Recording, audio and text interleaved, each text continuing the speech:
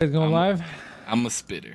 I'm trying. Yes, I'm live. Spitters or quitters? Spitters Spitters are or quitters? from the start. If you're gonna spit, you shouldn't even start it. We're starting off this live hot. Talking about spitters or quitters. Who's If you're quitting, gonna dude? spit, you shouldn't even start it. Jesus Christ. If you were gonna spit, right, Demo? I mean, it's like from the bed to the sink. It's like you might as well just. What are you know? What are you talking about? What are you talking about? From the bed to the sink. Oh, bro, if you did that, I would be so upset. Like, at least spit it back on me. You know, try and make it a little sexy. Stop. No, What? That's foul. Like- why whoa, are you gonna spit that on me? You don't Hi, like your Motion. dick getting spit on? Hello, child. Motion. How you doing, buddy? Let me find out y'all on some square shit. Listen, buddy. Motion. Go to bed, okay? There's gonna be some very adult conversations.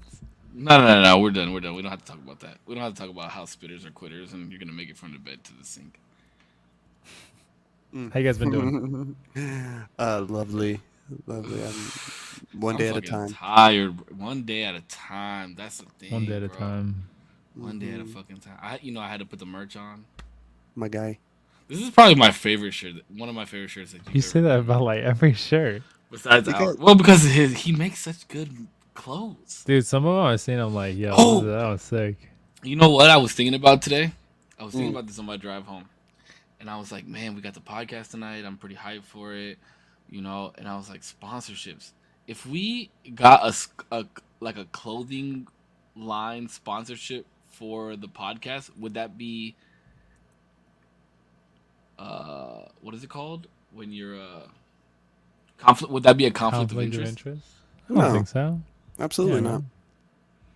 Well, what we need to do is we need to get Damo some merch. Damo, I have a 4X shirt that you can have, bro. It's the I'm only not- one I have. I've been saving it for a lucky young lady to wear as a bedtime shirt. and I haven't 4X? found one Why do you have a 4X? Because it was just a random one that I had. Dude, You you'd know? put it on her, and the shirt hole would just go to the floor because it's so big. You don't like the shoulders out look? Oh, I mean, I don't know. I guess. You don't like the shoulders out look? I mean, it's alright. I don't mind. Hey, if you want to wear a 4X around me, That's crazy. Alrighty.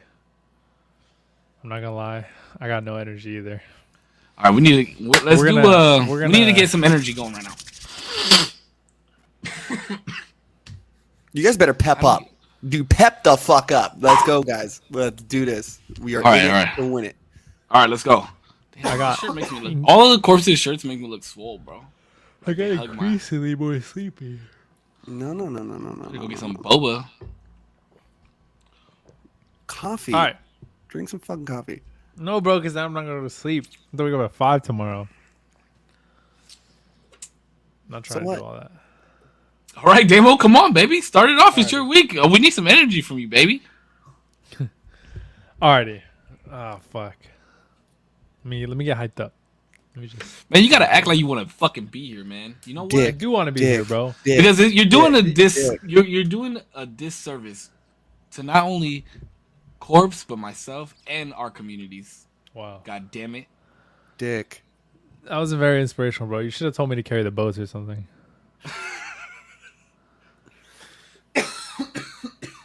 Tell me to carry the boats. Oh, Carry carry the the boats, motherfucker. Damn. Okay. Fuck. When you put it You that way, better, it makes hey sense. yo, It makes take sense. the fucking shirt off, get into your No. drawers, show us your dick, and carry the fucking boats, There you go. Somebody's Wow. got to carry the canoes, dude.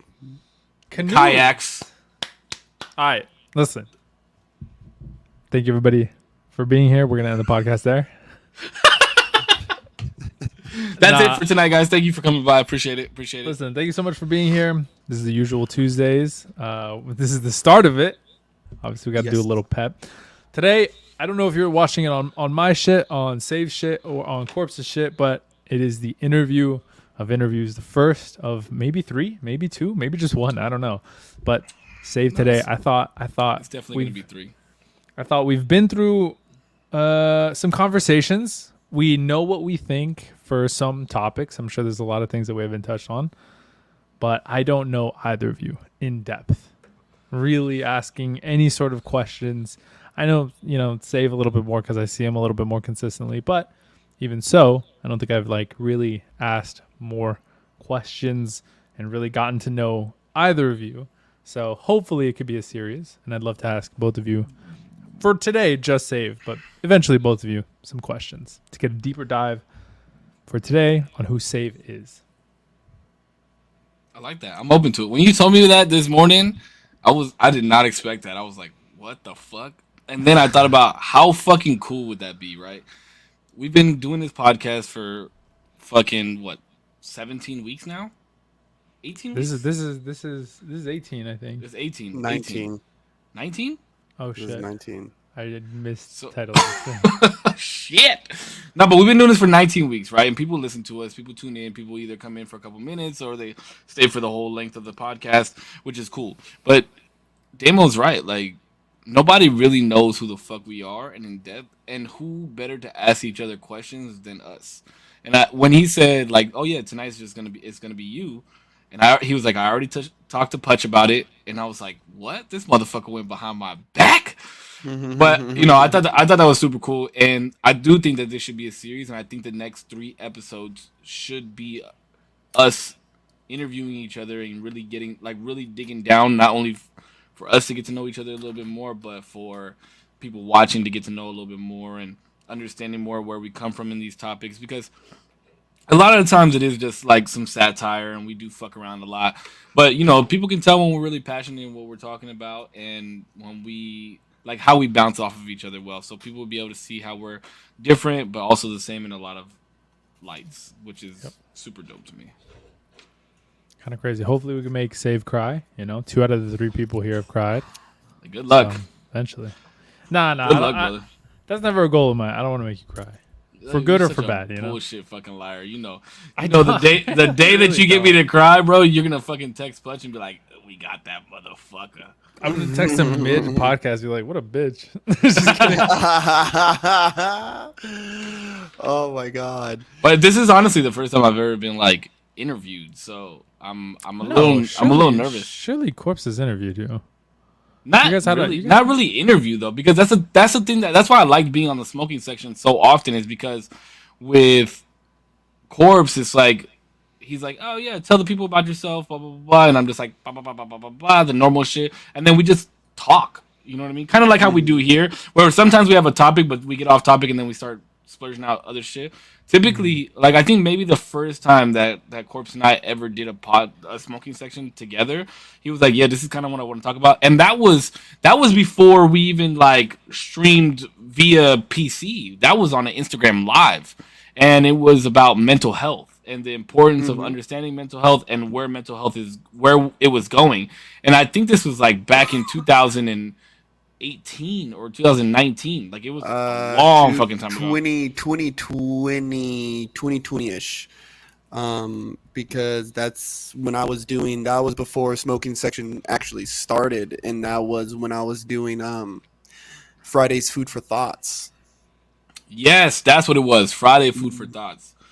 So there was really no structure in the way that we did anything. It was just kind of like, this is the topic at hand, but like let's just cover the basis of everything that topic has to deal with. So yeah, I've never been actually sat down and asked questions by somebody that wasn't a woman.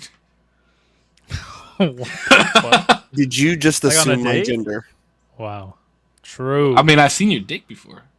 Wow, you really think that matters? It doesn't. Just 'cause- according just to 'cause today's he has a society. dick? Hey, I'm just saying. Hey, It's you're what's right. You're right. inside. You're right. You're right. Wow. You're right. You're That's right. You're crazy. right. You're right. You're right. I apologize to her. Just kidding. To her. You guys Yeah. tell me, Corpse? Well, you're assuming my fucking gender like the yeah. bigot that you fucking are, dude. How Oh, dare now you? I'm a bigot. Exactly. I'm a bigot, and what was it? I'm a bigot. I'm racist, sexist. And I hate women, yeah. I hate It's women. always Cancel! bigot. No It's wonder always- you misgendered me. It's always bigot, but never how big is it? I like Just that one. kidding. Oh shit! You don't want to know. All right, listen. I got the first question because I just thought of it. I'm just kidding. Like, damn, doing this on the fly, Yo. huh? You had put something on your Instagram. Did you get anything back? She get any bites? Man. You want me to read you the questions that I got on my Instagram? I was just wondering what they asked. I'll read them off to you, and then you can decide which ones you want to use. Okay. And I will read every single one, even though there's some of them I don't want to read. Raunchy. Okay. Yes. I mean, all right. These are the questions that I got on my Instagram. Question number 1: what's your body count? Wow. Okay. Number 2: what does it really mean to be your authentic self? When did you realize you were made for content creation? Oops. And then somebody just put, should ask about UFOs. Crunchy or smooth peanut butter? We already know that. How long you been gay? Vic or McNabb, McCoy or Westbrook, and Raising Cane's or Chick-fil-A. And why are you single when you got a bomb-ass personality? So those are the questions that I got. Okay. I mean, some of those are good. I don't like some of them, but some of them are good. Oh shit! One of them was cause. Wait, which one? Tune in. How long have I been gay? Oh, okay. It's not even 9 p.m. boys. 0 bodies. He's a son of God. True. That's right. Hey, how did you know? You know. Hey, my son was born through holy conception. Prayer. Holy conception. If you're like born again, do you just like, is that all gone too? There's no way, right? Not to like joke about it. I mean, that's a genuine question. No, but it's your sins wiped, right? Like that's how they do it when you become a sister, because technically, like a nun or a preacher. All your sins of premarital sex is technically a sin. So is that like zeroed out? Mileage at 0? I don't think mileage is at 0. I think it's like a rollback. Like the true miles are still there, but it shows as 0. It's more of an oil change. Yeah, slate hasn't been cleaned. They just kind of chipped off the top. Yeah, so it's I don't know, bro. Yeah, some of that residue is still in there. Yeah, well, you are always a sinner. You know what I mean? We are anything of the flesh is of sin. You know what I'm saying? So then to be born again is to say, yes, I was a sinner, I am a sinner, but through the body of Christ, that's now, pause. Yeah, the whole tangent. I'm sorry. Because I'm like, Demo doesn't understand, bro. He does these little things, right? Demo does these little things where he's just like, oh, hot take, boom, and then Punch and I are just like, blah, blah, blah, blah, blah. Like, what's your favorite fucking ice cream? And then blah, blah, blah. Oh, but then he's like, can you kiss your kids on the mouth? And we're like, yeah, and then it's over. Like, what the fuck? Dude, oh yeah, Punch did send me Instagram the other day, an Instagram post of some fucking grape ice cream. It's a real thing. You guys thought I was making I've just never seen it. I've just never seen it. Look, legit on everything I love. I really thought you were making that shit up, and I called bullshit on that. Or as the kids say these days, cap. Dude, why are you capping? I was like, there's no way this is like Mandela effect. I have seen the fucking grape ice cream with my own goddamn 2 eyes. There's no way. What is it, like a sorbet, like a lime ice cream? No, it's not, bro. It's fucking ice cream. That's the trippy part about it. No. I don't believe it. That shit's fucking tripped the fuck out. All right, I'm going to ask the first question when Korpsx come back, because if not, we're going to go on a whole nother tangent. Yeah, we don't want some other shit. This is about you, Save. Nah, we can't make it always just about me, bro. That's not how the world works. It's never about you. Today's about you. Today is the day that we appreciate. Did you bring out a Bible? This man just grabbed the Bible from the fucking top drawer. I did, because there's something I want to read off later, and I think it's very important to a conversation that me and Damon were having through text message. I told you. I like that. Y'all kind of cute. Just touch tips already. Oh, you think we haven't already? Where's your glasses at, bro? They're right here, literally. But put them motherfuckers. If you're gonna interview me, I need you to put them on, bro. It's because they annoy the fuck out of me. Because okay. So I had somebody reach out to me through IG, and if you're watching, you know who you are. And male or female? Surprisingly enough, a female. That's not surprising at all. I know your hands full, baby. And they were actually speaking to the effect of Save and his point of forgiveness. And they were saying that like, oh, I kind of relate with what he's saying, but I want to hear more about what you said. And so we got to chatting, and I referred back to the line of scripture from Matthew where Peter was told by Christ to forgive. Like, don't worry about nothing else, just forgive them. And then I was speaking with, but that was one. So I had to like look through the pages of this thing a little bit, because she was actually quite knowledgeable on like the Bible, like, you know what I mean, and quite knowledgeable on her faith. And it was cool to speak with her and to be educated by her, in her interpretations of the word, and to also have her validate and understand and hear my interpretation of the word, right? And to also understand that I'm not a Christian, right? But this book speaks to me in a language that I understand, if that makes sense, right? Like, krump dancing speaks to me in a language that I understand. Ballet doesn't, even though I may appreciate it. Not seven, yeah, so slide, not 7, but 77 times. Though I may appreciate ballet, and though I may appreciate these other styles of dance, I appreciate it, but they just don't speak to me in the language in which I understand. You know what I mean? That's why ballet dancers dance fucking ballet. It speaks to them in a certain way. That's why they can appreciate krump, or they can appreciate hip hop, right? And understand it for its art form and what it provides to people, but it doesn't resonate the same way. That's why hold on. I'm a little concerned. Why the fuck you got girls in your DMs talking about me? They appreciated what you said. I'm just fucking with you, bro. I'm fucking with you. I'm helping you get girls in your DMs, is what you're telling me? Damn, what a wingman I am. The podcast definitely helped. What a fucking wingman I am. Look at that. Let's do a podcast. Round of applause for Save helping Korpsx get some DMs. Yo, but like wholesome DMs, not very. Yeah, but let's see how wholesome those DMs continue to be. Let's just saying. I blocked her. What the? Because he already knew, bro. The devil was calling. The devil was calling. I deleted it, but I did make sure to delete the message, and it was. Wait, why'd you block her? I'm curious. Because it would have turned into no. I didn't block them. Oh, okay. You're trolling. I thought I was like, damn, bro. He was already thinking of the crazy shit that he was gonna do. Hey, from the bed to the sink, bro. Bro, it says it right here that you need to swallow, like, you know. It says it right here. All right, listen. This is Save's night. I want to ask the first question.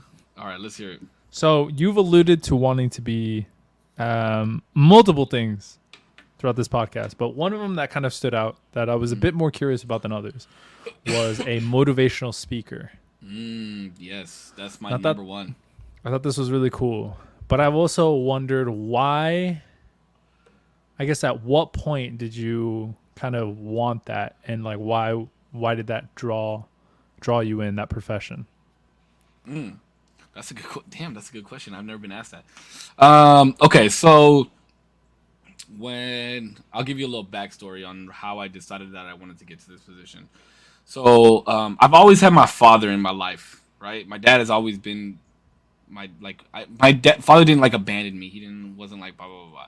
But my dad has always worked 2 jobs my whole fucking life, and I never get to spend time with him. I spend half of a Monday with him every week for my whole life, pretty much. So he never really knew what was going on in my life. I skated, I danced, I painted. I remember one time he watched me skate for like 15, 20 minutes and he never said anything to me about it, but I could tell in his, like, just his expression that he was. What happened, Korpsx? Oh my God, Sly is so bad. You're like, oh, my dad didn't abandon me, and Sly goes, hold on, I'll show you. Can't relate. What the fuck? Oh my God. Oh shit, that's fucking funny. But I could just tell in his expression that he appreciated what I did. He didn't appreciate my tattoos. He didn't appreciate the graffiti. He didn't understand it. Like Korpsx was saying earlier, right? Certain things speak to us differently, and I had so much creativity in my flowing through me that I just picked up everything that I viewed as artistic and wanted to be the best at it. Whether it be dance, whether it be skating, whether it be graffiti, whether it be canvas work. We even would rap and shit. Dumb kids on the corner rapping. But I always wanted to be artistic. and I did really horribly in high school, really horribly. And then I wound up getting expelled from my high school, and I had to go to a secondary school where I was stuck in three classrooms, and we would rotate classrooms. We would get drug checked every morning, every afternoon after lunch.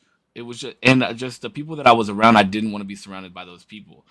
And there was, one teacher in particular that was just like that. He would take us out on walks. He would take us out on a walk for 45 minutes, and I got to chatting with him, and you know, he just basically was telling us this, you're not a bad kid, you just made bad decisions type of deal. So when I was allowed to go back to my high school for my second semester of my senior year, but I knew I wasn't going to graduate because I tried to make up enough credits when I was in secondary school, and I was doing packet after packet after packet after packet to try to make up my credits, and I knew I wasn't going to graduate. And I sat and spoke with my dance teacher, and she said, "How does it make you feel that you're gonna sit on the stands?" Or she asked me, "Are you gonna sit on the stands and watch everybody graduate?" And I said, "Yes, because those are my friends, and it's not their fault that I didn't graduate." And I sat there, and I looked like a completely different person when I went back to that high school. I wasn't wearing baggy clothes anymore. I just had a different outlook on life and an outlook on how I wanted to do things. And it was from that moment right there that when I watched my friends walk across that stage, I said, I never want anybody to feel this way over dumb decisions that they made. Schoolwork should always be a priority, and you can still do the things that you want to do. I had some of my skater buddies graduate. I had some of my graffiti friends graduate. I had all my dance friends graduate, and I just thought to myself, how can I make a difference? And I was like, well, I've lived this. So now it started with me speaking to my brother and his friends. Y'all got to do the right thing. Y'all got to do this. Keep your fucking heads up. Don't get involved with gangs and shit like that. Because we were into all that mess. And that's when I really progressed and started doing it. And then I would watch motivational speakers, and I would feel so strongly about some of the shit that they were saying. But the difference was these were $1 million men, $1 million women that have accomplished all these great things. And I had it in the back of my mind, like, I've never accomplished anything in my life, so I can't pursue this fully. Where now I'll be 32 this year. I don't think it matters if I've accomplished anything. I've accomplished 32 years of life. You know what I mean? So I feel like now I can be a motivational speaker. And that's honestly why I picked up streaming, was because this was a platform where I could we could talk about shit like we talk about, or I could be playing video games, speaking facts, spitting knowledge, or showing people how much fun we can have while we're playing video games, but still create friendships and show people the love that I give to everybody. So I mean, there's just a lot. But that moment, watching my friends walk and graduate and get their diplomas, was the moment that I knew that I wanted to make some type of difference in somebody's life. Mm. That was pretty good. Good Thanks. answer. Good answer. Good answer. I didn't rehearse. I mean, Butch, you got something to roll off of that? Or not? So would you say that sometimes as you're speaking, or when you find yourselves in these moments where you're, because I've been on your streams and I've listened as you speak with people, and even as like your sign off, right? Stay happy, stay healthy, keep smiling. Do you find yourself speaking to your younger self as much as you are speaking to these other people? Oh, absolutely, man. Like, I think that the reason that I talk the way that I talk now is because had I known this when I was younger, it would have made so much the difference. And Mm.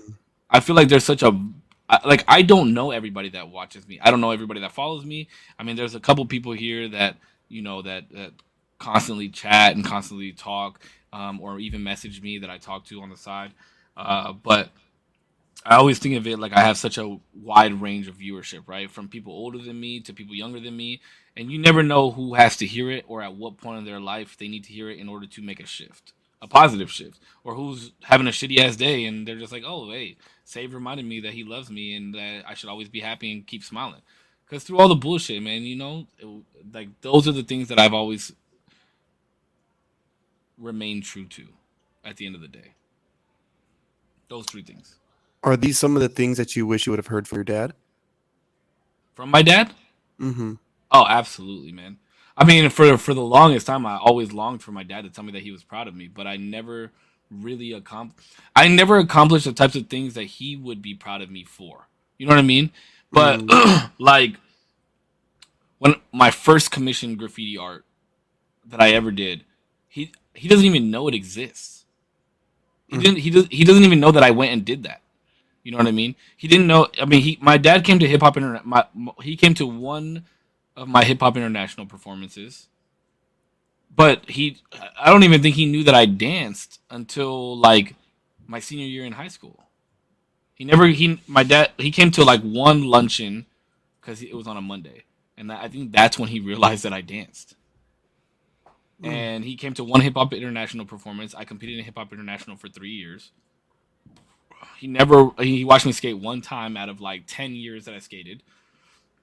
So yeah, I mean, I heard him say that he was proud of me as I got older, for like being a father now. So sometime within the last 5 years, but I've never heard him say that he's proud of me for doing the things, like accomplishing the things that I've accomplished or doing the things that I've done. Like my dad didn't know how much money I was making. You know what I mean? He doesn't. But that's just not our dynamic. You know what I mean? And it will never be. And I'm okay with that. Like I'm at peace with that. But Mm. as long as as long as my father knows that I'm handling business and being a father, because that's what I'm here to do now, right? That's all I care about with our dynamic. Though you may be at peace with it, do you think you've found it inside yourself to forgive him for it? Well, yeah, you know, and that was the thing is I struggled with that for a long time. Like I don't think I was ever angry. I don't think I was ever angry that he worked 2 jobs, and I don't think I was ever angry that um, he didn't know what I was into. I think I was. It was more of like a letdown. You know what I mean? Mm-hmm. Like, damn. But then I also think to myself, like, my father comes from a different country where they don't do these things. They don't like his mindset is you hit a certain age, you work and you work for your family that you're going to have, and that's why he's here. So I don't know if it was like a forgiveness thing. I don't feel like I have anything to forgive him for, but I think it's more of an understanding thing that there's that there a lack of that type of compassion. I know my dad loves me. I know when he hugs me and kisses me on the cheek and tells me he loves me. I'll see you next week, son. Just the things that we talk about, and I'm older now, so we can fuck around a little bit more and talk shit to each other. Like I know he loves me. It's just it wasn't a very fruitful father to son relationship. Do you? I learned all like the how to be a man type of shit from my dad instead of go out and enjoy and do what you want to do. You know what I mean? Mm-hmm. I was gonna ask. Do you find yourself now that you have a a child of your own? Do you find yourself doing the things that very much to the same nature of like speaking to yourself in your motivational speeches, envisioning almost like the person that may need to hear it, and that might even be you from time to time, or previous versions of you. In like fatherhood, do you find yourself doing the things that like I would have appreciated it? Absolutely. You know what I mean? Every single second of every single day. And you know it's funny because people always say they never write books about parenthood, right? Like they don't teach you how to be a father, they don't teach you how to be a mother, they don't teach you how to be good parents. But if you really analyze the situation that you grew up in, your parents absolutely taught you everything that you need to know about being a parent. Because Mm-hmm. and I had this conversation with my mother one time, and I told her how I felt about my dad.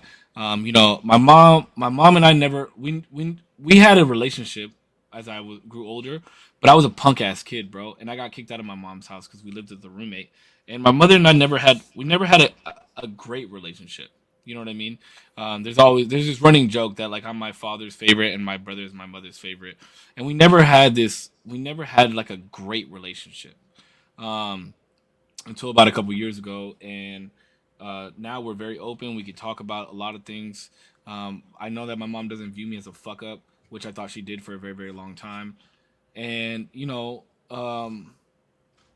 we talk about a lot of shit. And I told her, I said I appreciate the way that you guys raised me, even though I grew up in a broken home, right? Like my parents divorced when I was 5 or 6 years old, and I dealt with a lot of other women in my father's life. That's a whole fucking different story.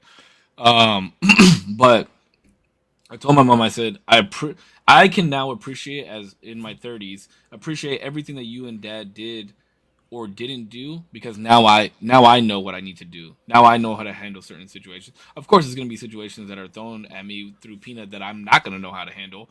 But for the core base of how I want to raise my son, um, that's honestly the biggest reason why I think my relationship with Tierra is so important. Because even though we're not together, like I don't want to skip a beat with him, and that's important to me. He needs to know that mom and dad can get along and are there and can take him to do stuff together. And my mom and dad never took me to do shit together as when I got older, ever. I have one picture that I two pictures that I've ever seen of my mother and my father together, and one of them is their wedding picture. What was like the catalyst for the change in dynamic between your parents and yourself? Like what opened the gates to be like, we're gonna have a better relationship Between both my parents, or are you talking about my between mom yourself specifically? and your mom and yourself and your dad. It comes with understanding, I think, and maturity. Um, I understood that it was nobody's fault. It wasn't. I was a bad kid. Sure, I did fuck up and do a lot of things. Mm-hmm. But there's only so much that's in control. You as a parent, we don't have full control of our children, and nor should we have full control. We should allow them to do the things that they want to do, right? But like even things that my father didn't like, my mother enjoyed. Like my mother enjoyed my art. My mother always saw me carrying around my little black books, and when they were getting full, she would always make sure she would give me another one. She would make sure she would make sure that I always had paint pens because she knew that I would go steal them from the Michaels or the Walmart. If I asked her to go buy me paint, she would buy me paint, and she would always say, "Make sure you're doing this in a legal spot." And we would go out the next night, go bombing at 2 in the morning, and she had no idea. You know what I mean? But as I got older, I realized she did know what the fuck I was doing, but she allowed me to make those mistakes on my own. And me maturing and getting older and understanding that she was allowing me to make those mistakes, and understanding that she couldn't handcuff me to the bed. You know what I mean? But she would never let me fall either. You know what I mean? If she always told me, if you're drunk at a party, I don't care what time of the night it is. If you guys need me, call me. I'll come pick you up, type of thing. And I knew that there was something in me that knew that she would and wouldn't be mad at me. Um, Mm-hmm. but I think with just getting older and understanding more, and especially after becoming a father, knowing how to talk to people properly and understanding why people do certain things, and asking why they do certain things, I think me being able to have that open dialogue with my mom, it made our relationship so much better. I mean, my mom and I drink together now. Not that she drinks a lot or often, but we'll take a couple shots of tequila here and there somewhere and have a good time. And she just lets loose, and it's like this is a version of you I've never seen, and it's awesome that I get to see it now, and I just appreciate it so much more. That was a good question. That was really good. Yeah, thanks. I This man's appreciate it. he's trying to hit me in the heart. No, I want to get to like the core of. I think everybody has like pillars, and I'm sure Putch will figure yours out as well. And you guys will hopefully I can figure out mine as well as I'm going. But I think those get solidified and like reinforced over time, and sometimes it's really good to like look back and realize why they're even there. And really cool to see that. I think that's really interesting. Yeah, and I think the more that you understand, like because I've grown up, I was diagnosed with panic disorder in 2011, right? And I was so scared of change. I was so scared of death. I was so scared of I always what ran my world, and I try not to live my life that way anymore. You know what I mean? I try and live my life through fact. I try and live my life no longer thinking what if, because what if will never happen unless you actually act upon it. Um, I think that's so important as well. Is just understanding that, um, what do they say in the what do they say in in the Serenity Prayer? Uh, Let me forgive, or what is it? What does he say? What is the Serenity Prayer? Let me pull it up. Hold on. That shit got me through a lot too. Let's see. I'm trying to remember. I'm trying to remember it verbatim, but it's like to have the Accept the things I cannot change, courage to change the things I can, and the wisdom to know the to know the difference. difference between, yeah, the know the Oh, I difference like between that the two. quote. That's a good quote. I like that And quote. when I found that, and I live by it. And this too shall pass. I live by it as well. You know, although things suck, it'll pass. But you also have to remember, although it's great right now, you have to remember that'll pass too. So, it's balance, right? I mean, but Hmm. you, I think the balance is all. When we've had a conversation about this over the podcast before, I don't think there's a such thing as balance because in my opinion, the scale should always be tipped one way, and that's in towards a progression. Hmm. Sure. Ooh, we'll keep it pushing. I have a question in terms of your panic. Uh, it's not a Oh wait, disorder. hold on, Corpse. Damo asked me this earlier. He said, "Is anything off limits?" And I said, "No, Okay. for the So most part, corpse. right? Like, Dox him. No, just kidding. if you want my address, I got you." No, no, no, no, no. In terms of like your panic, so when you got diagnosed, what was the days after? Like, what were you thinking, and how have you kind of counterbalanced it? Because I feel like you're super outgoing, super extroverted, very talkative to like anybody, and I feel like that's a direct contradiction to your anxiety. And I could imagine that that's because you want it to be like not define you, but like be able to Well, take that's control of it. no, But I don't that's know. actually an interesting point. So, the concept of anxiety is such a funny thing to me, and how people explain it. Whereas, my anxiety doesn't come from people. I have no anxiety towards people. I have no Mm, anxiety when people, even sitting down and having this conversation right now, no anxiety. I have no, you don't cause me anxiety. People don't cause me anxiety. mm, It's, for me, what it is it's the way my body is. So I have a heart condition called mitral valve prolapse. And what that means is, so you have two valves that go through your heart like this, right? One of my valves in my heart is extended. So what happens is, sometimes, like too much blood will pump through, or not enough blood will pump through. But both of those things causes my heart to flutter and pump harder at some point. So what that does is it triggers, a palpitation in my heart, and my brain will immediately start telling me that I'm going to have a heart attack. And Jesus. that's when my anxiety kicks in, because Yeah. then I can't stop it at that point. I think I'm going to have a heart attack, and that's when I start freaking the fuck out. But on top of that, I also do get like bursts bursts of panics where I feel like something bad is gonna happen to me, whether it be me passing out, or I'll have like super intrusive thoughts, where I'll be like, "What if I just jumped out of this car right now?" And I can't stop my brain from thinking those things, and my effort in trying to stop my brain from thinking those things creates like this combat in my brain, and it causes me to have a panic attack. Um, so I don't have it doesn't give me anxiety, to talk to people, or to be around people, or to go do certain things. Sure, maybe I'll get nervous, but I'm not gonna be like, oh fuck. And there's no such thing as an anxiety attack. So for whoever's watching this, if you ever say you have an anxiety attack, it doesn't exist. An anxiety attack is quote unquote a panic attack. You can ask any psychologist in the world; they'll tell you anxiety attack does not exist.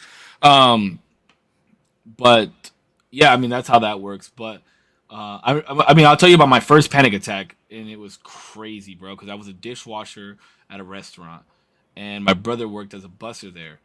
And I remember I was like putting the dishes in the rack and going all fast and listening to my music, and then like everything just felt like not real, and like my vision got cloudy, and it felt like, I felt disoriented, like I didn't know where the fuck I was for a second. And I remember my brother was a busboy, so he was like carrying this thing of dishes to the back where I was at, and I grabbed it and I was like, yo, like come here real fast. And he was like, yo, what's wrong? And I was like, I'm fucking freaking the fuck out. And I told him to slap me, and he like did like a little bitch slap, and I was like, no, bro, slap me hard. And he slapped me, and it didn't do anything. So I walked outside, and then I just remember I fucking bolted, bro. I started fucking running down the street as fast as I fucking could. because and then um I learned later on that that's your body fight or flight, right? So I decided to flee at that moment. And then my heart started fucking up, and I started getting all these like I started feeling that very like more frequent. So my girlfriend at the time, she was like, "You need to go to the doctor." So I went to the doctor. They hooked me up with the EKG, and I did all these tests, and they found out that I had mitral valve prolapse. And then I asked to go to therapy. And when I went to therapy, that's where I was diagnosed with panic disorder. But I didn't handle it in the best way. I did a lot of drinking. I did a lot of prescription pills. Um, like I handled it the wrong way. But it's hard. It's extremely hard because when you find something that takes your anxiety away, or you or something that makes you feel normal, like you want to continue to do that. You know what I mean? And Mm-hmm. drinking, like now I can drink socially, right? I can have two tall cans and chill and go to bed. But it would be like even within the last couple of years, it had been to where I'll drink a bottle one night and then I'll wake up with a hangover, which will cause me to have anxiety, which will make me feel like I'm gonna have panics all day. So I just decided to keep drinking. And then that was like an ongoing fucking cycle. And granted, I was the person who's talking to you today. I still had these same mindsets, but that was the monster that I was dealing with, was my anxiety and my panic attacks. And I I was like refusing to go back to prescription drugs because I know that I'll abuse it. So I figured with drinking, if I drink a bottle a day, to me or to anybody that knew me and how much I drank, like that was appropriate. And a bottle a day wasn't too bad for me. But the more that I kept thinking about it, I was like, fuck, man, like you're literally drinking a whole fucking 750 milliliter of Hennessy a day, and then maybe drinking more on top of that, depending on how early in the day you finish that. So, it kind of just took me a while, and then I was sober for a long time, and yeah, it's just hard, bro. It's hard when your brain does certain things and you want your brain to stop doing those things, and there's no fix to it. Like there is no cure to panic attacks. There's no cure to it. You cannot fix it. Yeah. Yeah. Besides, unless you take medication every single day. You know And what I even mean? then, I mean, I think there's something to be said about like prescription, but also like being able to do it yourself. I mean, but that takes a lot more deliberate and a lot more like experimenting to figure out what kind of works for you. So I But think then that's the that's thing, right? Like you take too much, you get high, you like it, and then you want to keep being high. You know what I mean? Shit, I remember when I was like, when I would get high off Adderall all the fucking time and hitting up fucking Korpsx, and I'd be like, "Yo, you got the hookup on Adderall?" And he'd be like, "Nah, but I had got the homie that has like modafinil or some shit." I'll never forget this. And I pulled up. He gave me the pills. I fucking took them. I drove for like 25 minutes, and I had to pull over and throw up because that shit fucked me up. I was like all fucked up. I felt Yeah. bad. I was like, oh no, I killed him. what the fuck. Oh Corpse, my god. you got anything? You've been silent for a minute. I don't want to exclude you or anything. I No, think no, you've been no, talking no. too much. You're as much. Oh yeah, because this is not about you. Save No, it. I Like know, shut but the I just fuck don't up. like making it about me, bro.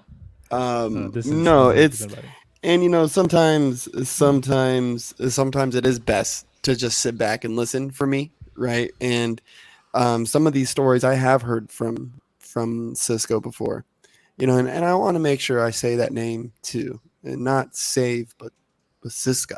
I've heard this from him, and to sit down with him and have gone through some of these stories because it's like during the Fridays Food for Thoughts, I was going through it. I was fucking going through it, and I was calling this guy on a regular basis, and was like, "Yo, dude, like I am fucking wigging out," and he would like really. So I guess I say all this, I say all that to say this is that where he's coming from is a very genuine spot, right? Because these are stories I've heard from him, and he's helped me walk, you know, not only through it, but walk away from the edge because I was about to launch myself off of a couple different bridges at times. And so it's Mhm. just good. And it is, it is, I don't want to say triggering, but it is a solemn reminder of how far not only that I've came as a person, how far he's came as a person, but how far our friendship has came as people too, you know. But one thing I do want to ask though is like if you could put your finger on it, like what was like the worst one? Like what was it? What was the moment where you had like probably one of these worst attacks that was just engulfing you? Was it the first one, or was there one like Mm. after Peanut was born? Because I remember holding Elijah, and I remember like being away from him for the first time. I was like, holy fuck, I'm a dad. Like, you know. So Mm. what was the worst case Worst panic panic? attack I've ever had? Yes. I have two that I can remember. Mm. Um, I remember. So there was one time I was in Philly, and I was with my ex girlfriend at the time. I was with my girlfriend at the time. Um, and I had been drinking the night before. Right, we're in Philly. We're out there for a game. We got the tailgate early the next morning. It's fucking freezing cold, right? Um, and I don't think at this point she had ever seen me go through a panic attack. I don't think so. Like, not a serious one, right? Because there's been times, even when I've been on stream, where I'm like, oh, "Give me a second, guys. Like, I'm about to have a panic attack," and I'll like walk out of the camera for 5 or 10 minutes and collect myself. Um, and like through the years of having so many panic attacks, there's so many like grounding techniques that I can do. Um, but this particular time, it was like full fledged. It's coming at me hard. Like uh, it's it's so hard to explain how it feels, but you genuinely feel like deep down inside of you and your brain that you are going like you're gonna drop dead. That's what it feels like, and there's no like feeling. I can't describe how the feeling is, but that's what you think is gonna happen. So you try and it's like a moment of trying to do everything that you fucking can in that exact moment to not either knock yourself out of it or convince yourself you're not gonna die or something, but your body just goes into this full fledged panic and you don't know what to do. It's kind of like if you lose your phone in the morning in your bed and you're like tapping around for it. Like just imagine your brain doing that, right? Like looking for life or a way to escape. Um, and I remember I was at the tailgate and I was with all my friends and it's fucking freezing cold out, so we all have our coats on and shit. And it was about to hit me. So most of the time, depending on the situation that I'm in, like I've had a attack in front of you before, Damien. You had no idea. But depending on what the situation is or where I'm at, I'll typically excuse myself or like if it's a group of people talking, I'll kind of just like back out slowly and then like go be by myself for a second. But so I did that, and I knew that it was coming, and I knew that it was going to be hardcore, and I didn't want to be alone. So I like went back, and I was like, "Hey, can you come with me?" And so she came back, and I was like, "Don't freak out, but I'm about to have a panic attack. Like, can you grab me a beer or something?"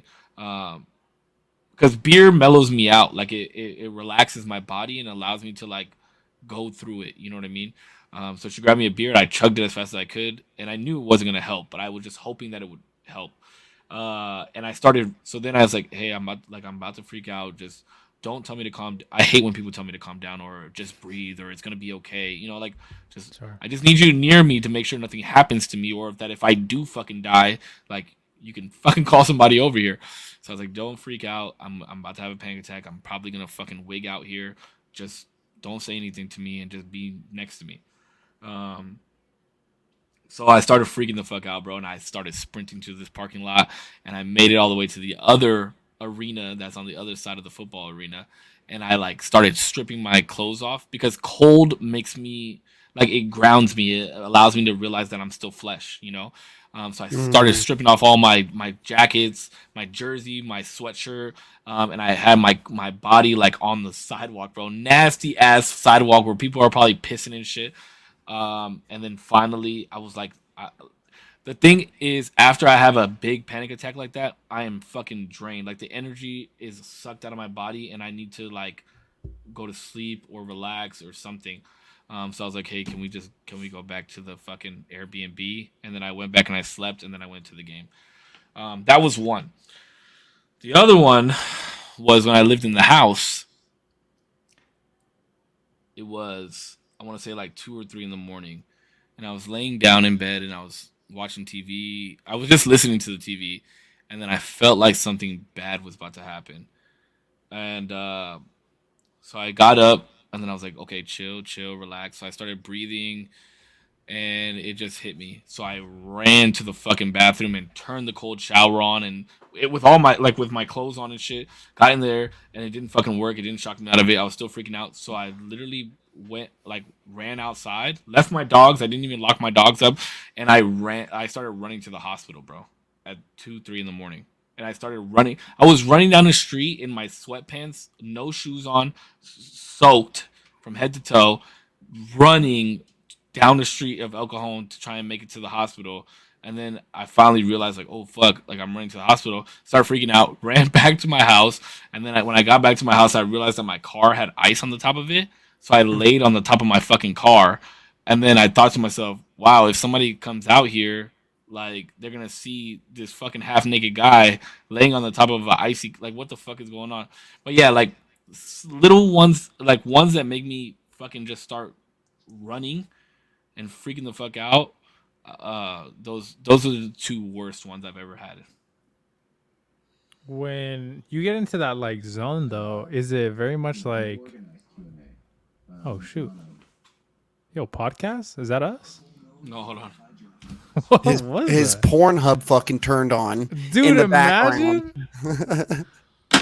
Dude, imagine No, you're just my all- stepbrother. You can't do this. I'm stuck in the dryer, step bro. What the fuck? Don't tell Cisco. anybody. Can we still? Yo, continue? what was that? Why did it just pop on like that? Wait, what the fuck happened? I lost the sound. I can't hear you guys. What the Ooh, Can't hear you guys. Dang. You're plugged into the Pornhub. Can't hear You you. What happened? Bro, Clear the he's- cache. yeah, Clear the cache. history, bro. Clear But you history. gotta. He's gotta, out. He's oh, embarrassed. He ran away. Wow, that's okay. We all see stepsis in the dryer sometimes. I'm just kidding. No, but yo, this interview is going sick. Good job. Yeah, man. it's really good. Yeah, dude, no, it's good. It's good, and it's good to hear him speak on it because it's very I can't even think of the word. Hold on, here he is, sexy bastard. Oh, I couldn't hear you guys anymore. You are Oh, shit. blown the fuck Wait, out. What the fuck happened? Jesus Christ. You are bright. I don't know. Hold on, I gotta pee. I'll be right back. I gotta pee. Oh my fucking god. No, but it's really good. It's really good. Yeah, hearing him speak on this is really cool. And it's cool actually to have both of us on there because obviously you have more of an extensive history with him, and I have not as an extensive history. So it's cool to see like somebody who knows the stories and somebody who kind of like I'm kind of like the audience playing into like what they might want to know. Funny enough, I was having a panic attack over the weekend, and I was like in the middle of this fucking mall in San Angelo, Texas, USA, and I'm like, I am freaking the fuck out. I was like, oh my god, like pacing around in a JC Penney's. I was like, oh my god, I'm about to pass out. I was like, dude, I literally felt like I was about to just just fall fucking clean over. And I reached out. I was like, who do I fucking talk to about this? Cisco. Let me hit him up. I was like, oh my god. I was like, Cisco, I'm freaking the fuck out, dude. And like, I just like, as the words were coming out, Cisco's like, dude, you're good. Like, I was like, all right, okay, I'm fine. Like, okay. But when he's like, yeah, like it wears you out. It was fucking like, that's relatable as fuck. Cause I went back to the hotel and just napped all day. Like I barely left that fucking bed. Facts or not, Cisco, I hit you up this weekend because I was fucking tripping out. Wait, what'd you say? My headset cut out. No, I was telling Damon as you were gone, I was like, yeah, as a matter of fact, I was having a fucking panic attack over the weekend, freaking out, and I was like, I didn't know who else to hit up but fucking Cisco. Like, Cisco would know what to say. And you were just like, dude, you're good. I was like, okay. Like, yes, okay, I'm fine. Like, I'm fine. Facts or not, I hit you up over the weekend. When you guys both feel this level of like anxiety and like this level of like panic attack, what is the, because I know you can't really describe what it feels like. Hold on, time out. Can you say that one more time? I don't know what the fuck is going on with my shit, but my fucking headset keeps going out. When we feel this level of anxiety, what'd you say? I apologize. It's okay. When you feel this level of anxiety, when you're going to these panic attacks, obviously it seems like all forms of rational thoughts like zero. Some would even say 0%. But That's besides the point. I like that. Thank you. I'm so sorry. That was so dumb. But but like what's the it it's so weird to think that like there's moments or even lapses of time where you can know everything that's happening and but somehow also not be in the driver's seat. What is that like? It's Because it's like fucking you be running somewhere like you were saying and not know why or it's where or terrifying, like bro. totally. It's Yeah. terrifying, and that's why I want to get into psychology. That's why I want to get my degree in psychology so bad, right? And be able to speak with substance because I have my degree, not only through experience, but through science on why people feel this way. But there is no explanation for it. There's no explanation on why it happens. It's just a bad mixture of chemicals that happen in your brain that cause this. That's why it doesn't go away. There's no cure for it. Could eventually go away, right? There's a large percentage of people that experience a panic attack in their life, but there's a very small percentage of people that have panic disorder, um, Mm. because it's the chemical makeup of the brain, right? And it sucks, man. And there's like it is it is the hardest thing I think for anybody to ever go through, because who the fuck wants to feel like they're dying every day and have no control of it? And like you Mm. said, I, and that's the thing. That's the thing that trips me the fuck out, right? Is because the side effects of panic disorder or the side effects of a panic attack mimic and replicate those of a heart attack. So, and they're like exactly the same, bro. Numbness in your left arm, your heart beating, hard to breathe. Um, so it's like I always thought to myself, well, what the fuck if I really am having a heart attack and I'm sitting here telling myself that it's just a panic attack, and I just fucking fall over and die. You know what I mean? Like, but then I think to myself, well, at least you were prepared, or at least when you die and it hits you, like you're not like you're just gonna die. Like you've been through this before, you know what the symptoms are. So I mean, I guess it's just the way that you look at it, but it is, and that's where that serenity prayer comes back into play, right? Like, allow me to accept the things that I can't change. And it took me so long into my adult life to understand that I cannot change this. I cannot change that I feel this way. I'm not gonna embrace it. I'm not gonna be like, yeah, I have fucking panic disorder. And that's why I don't tell a lot of people that. And I tell people that have watched my stream, and obviously you two know, but I don't go around telling like this is like a fifth date kind of thing, you know, like. Fine date. Hey, I just want to let you know that if I ever do freak out, I have panic disorder, but I never delve into the true feelings of how it makes me feel, and it sucks, dude.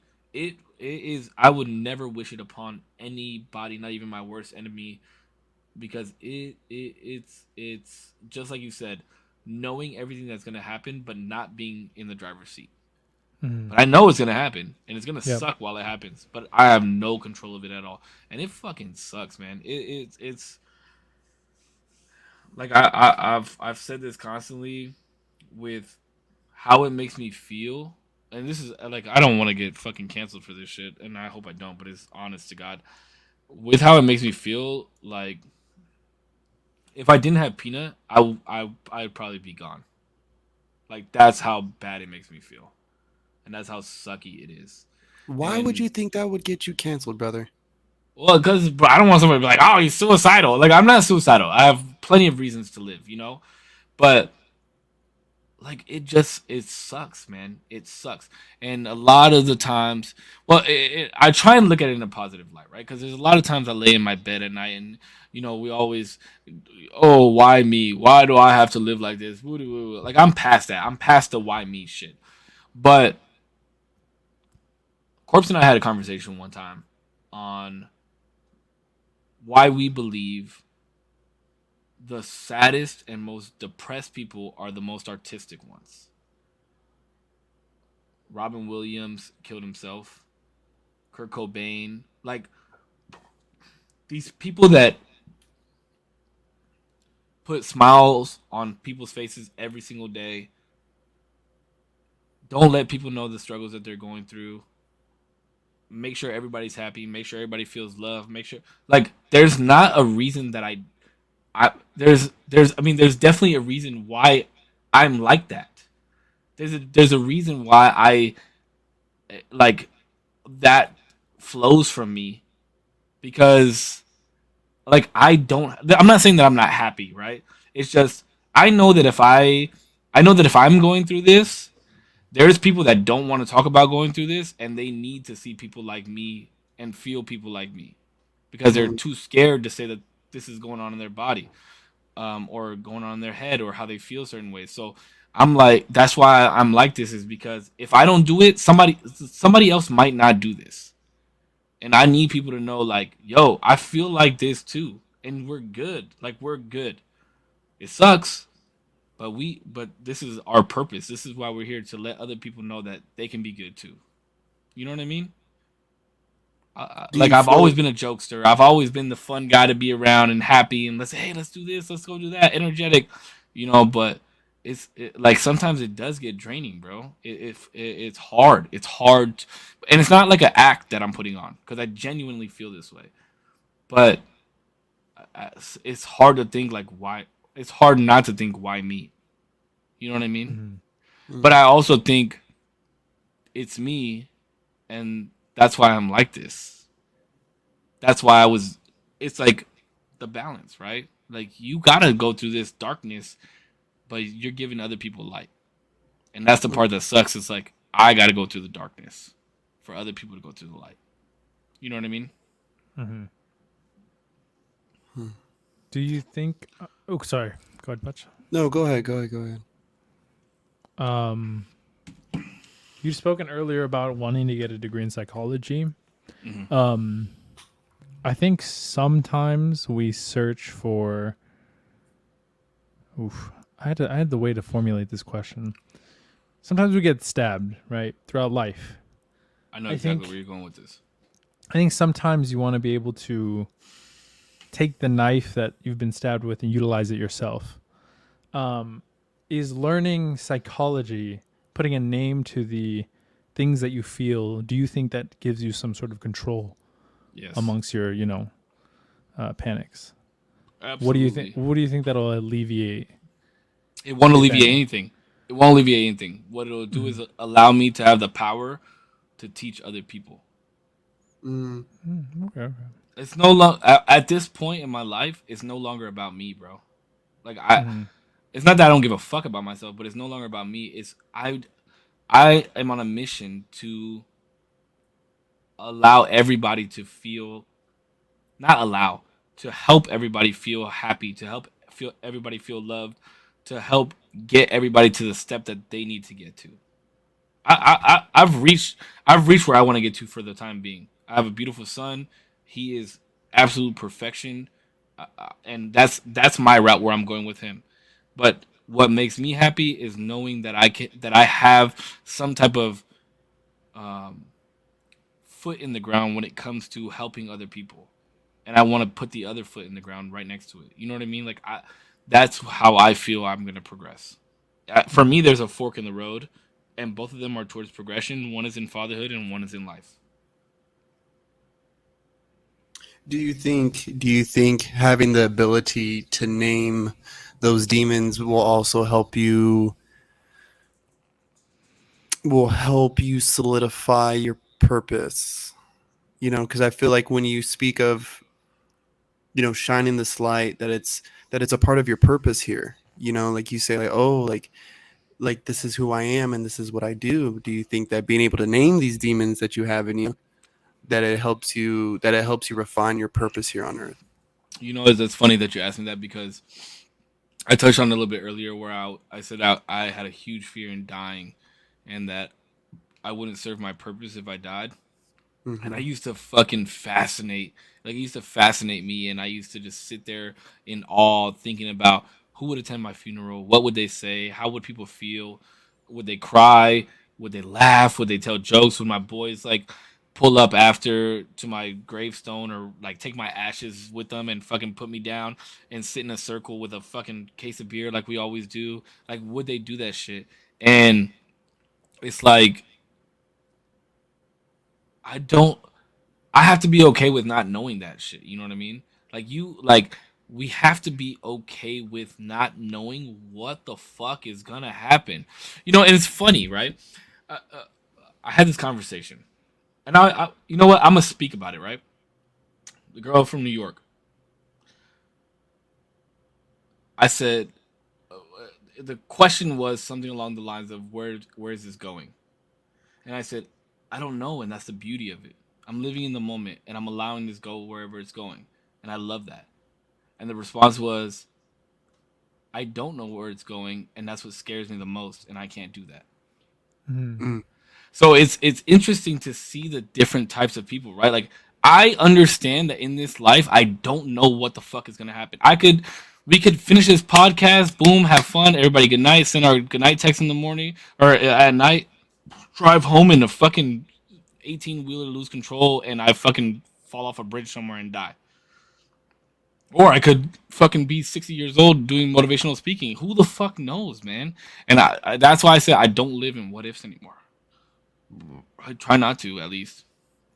So, you know, I don't know. I don't know what it would fix. I know that it would help me in the future if I make it that far, but who knows? Who knows? I'm living right now.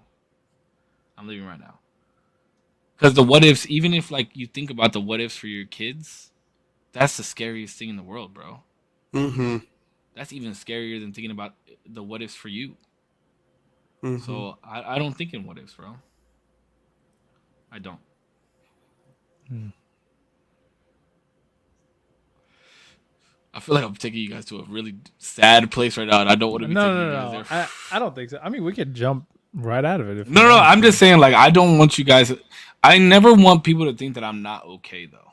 You know what I mean? And I'm very open with this because it's reality, it's fact, it's who I am.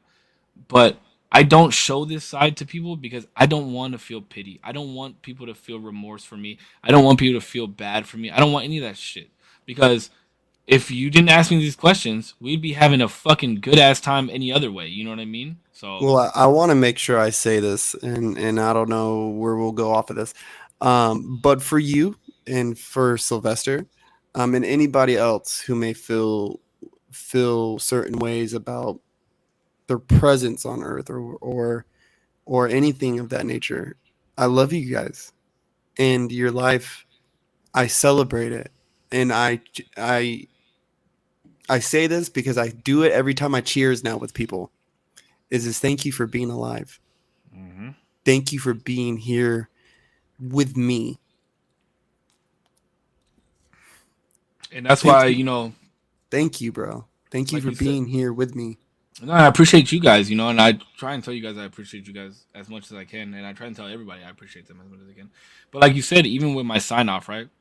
I say the same thing every time I sign off of a stream is stay healthy, stay happy, keep smiling, and I love you because I want people to remember those things. And I know I have a clip somewhere that I posted about it, but it is very important. We gotta stay healthy not only of our bodies but our minds, right? We gotta stay Mm-hmm. hydrated, keep ourselves going, read, learn, continue to do these things, and stay healthy. We gotta stay happy, man. No matter what, like you got to do the things that make you happy. And I learned that at a young age too, right? Like I try to hide some of the things that made me happy because I didn't want to look a certain fucking way. But I don't give a fuck now. You know what I mean? If I'm fucking shaking my ass with Peanut at SeaWorld because that shit makes him happy, it makes me fucking happy too. And we got to Mm-hmm. keep smiling because it takes more energy to frown than it does to smile. And Absolutely. and More smiles muscles in your face. and smiles scientifically make you feel better. Like if you smile, it makes you feel better. And always remember, like you said, Even if bro, it's fake. I love you. Like I love every single person, and that's my downfall too. And I've noticed that is that I try and find the good so much in people, always.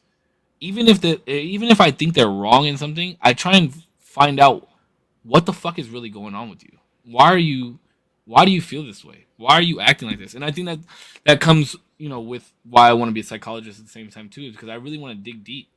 Because people don't dig deep. People don't do this. People don't do what we're doing right now. Mm-hmm. I haven't been asked some of these fucking questions. I don't know how to answer some of them. I'm nervous a little bit on how I answer them because I don't want people to view me a different way. But I'm also very honest in how I'm gonna respond. And if you view me a different way, that's on you. I can't do anything about that. So Hmm. I'm me at face value. So take it how it is. You know what I mean? I love you at face value. Thanks, bro. I love your face. Ah, fuck! I was gonna say that. Just to pivot a little because this is it's getting a little dark, and we Hey, you almost got a gone- tear out the eye though. You almost got one. wait by who? Both of y'all Me? equally. You almost got the left eye. He almost got the right. You gonna cry after this. Oh, you I'm will. good. You will. You're gonna log out and you're gonna start crying. It's all Me right. and Corpse will jump you, and then you will cry. Okay, we're gonna get it out one way or another. Corpse, it'd be a good fight. Me and you, I'd take your ass, bro. Listen, bro, you don't understand. Everybody underestimates me. Okay, that's how people There get you go. fucked up. No, it's fine. But listen, I do want to kind of pivot a little bit because it did get a little bit darker. We've gone through like the dark ages of the podcast. Although there will be dark ages in the future, and I love it. We have two more stages of dark between you guys. But- I'm digging, baby. Call me the grave digger. But I will say I wanted to kind of touch on content creation a little bit because that is something that I'm interested in and something that you've touched on a little bit. Obviously, you live stream on Facebook. You had a good rise with the GTA stuff. I think you did like RP, right? Mm-hmm. You did really good on that. Gained quite a bit of a following on Facebook. It actually started with Call of Duty, believe it or not. Call of Duty was Okay. where it really took a turn for us because it was Fortnite at first. When I first started, go ahead, Let's go. ask your question and then I'll continue. I was just gonna ask essentially what was kind of what was like the reason? Did you do videos before? What was the reason that you pushed live or made your first piece of online content of like video making or That's a good live question. streams? That's a very good question. So, my brother and I played. My brother had convinced me to start playing Fortnite with him, and I was like, "Nah, that shit's whack. It's whack. It's whack." I played with him, loved it. He had a buddy in Hawaii named Seth. Shout out to Seth. I know he's probably not watching, but shout out to Seth. And we were all playing, and we were having such a good time, man. And as we do when we play video games, maybe not everybody. But like when I play with my group of friends, it's funny because my buddy sent me, he like dumped a whole bunch of clips of us playing video games, all in a variety of games today, and I was fucking cracking up. And me and these guys go at each other's necks, and we like go for blood when we talk shit to each other. And I said to them, I wouldn't give up the shit talking if that meant that I had to give up these fun ass times that we've had playing these video games. So my community knows the dynamic between my brother and I when we play video games, and there's no holding back, bro. I talk so much shit to him, he talks shit to me. It's funny. And his buddy Seth was like, "Man, these would make great YouTube videos if we did this." And he was like, "Have you ever thought about live streaming?" And I didn't know what the fuck live streaming was, bro. I had no idea that there was this whole world of streamers and this and that, and fucking they were making money off of it. So he was like, "Oh yeah, like look at this guy," and he showed me Ninja. And Ninja was playing with this dude named Courage JD, who my community knows I love Courage. If I ever got the chance to meet him, like I would shake his hand and give him a big hug because he is everything to me. Like he's my inspiration. And I started watching Courage consistently. And then I found out that on my Xbox I could stream straight to Mixer. Rest in peace, Mixer. Jesus. And- I was about to say Mixer. What the fuck? So I started live streaming to Mixer Hmm. off my Xbox. And then I would start making like I would have little clips of me and my brother bickering or us winning or blah blah blah blah. And then my buddy was streaming on Twitch, and he was like, "Oh, you should make a Twitch." And I was like, "What the fuck is Twitch? I don't know how to stream to it." And he was like, "Oh, you can get it on your Xbox." So I started streaming to Twitch. Then I bought a raggedy ass computer I bought a capture card, and I plugged everything in so I could now use a face cam while I was streaming to Twitch while I was playing Fortnite. And I was having a lot of fun, bro. And I would it was more so for me at that time because I could go back and see all these funny moments. I'm gonna tell you the rise of my whole streaming career right now. And then I hit affiliate on Twitch. So now I can start making money. I'm big time now, right? Blah blah blah blah. So I started getting little donations here and there. Started getting subs, and then I found Facebook Gaming. Facebook Gaming was fresh. It was new. So I started dual streaming to Facebook Gaming and Twitch. to Twitch. And at this time, I was playing Apex more heavily than I was playing Fortnite, and Call of Duty had just came out. So we were playing Call of Duty a lot, and then there was this streamer on Facebook. I looked over at my view count, and it was like at 200 something. And I was like, "What the fuck?" And my chat was going crazy. Brrr. I couldn't even read what the fuck was going on. I had never been had to follow my chat that long. And this is probably like a year and a half to 2 years of me streaming now. And they were like, "Oh, this guy wants to play with you. This guy wants to play with you." So I was like, "Bet."